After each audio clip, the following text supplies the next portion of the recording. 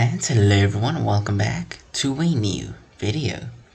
In the previous video we talked about the Japanese Hiragana, Tachi to Teto, and their counterparts, Daji, Zu, Dedo.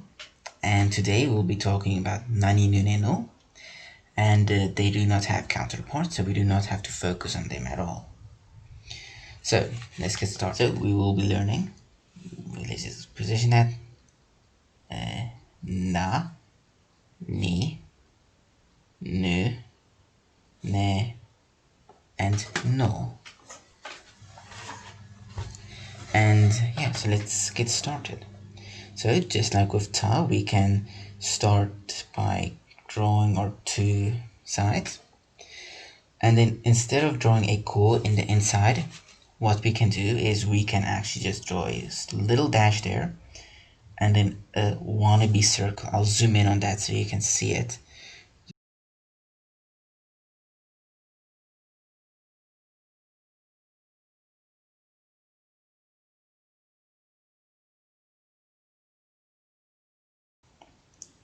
So that's na. Then you have ni, which is this. So basically you have your wannabe e, and then you have a ko. So that would be ni. Then you have your nu, which a lot of times gets me confused. So don't worry if you get confused with this. So it's one like this. And then it's kind of like you're drawing a Y. But then this Y goes all the way around like this, where it actually goes through that part. And then it goes over there.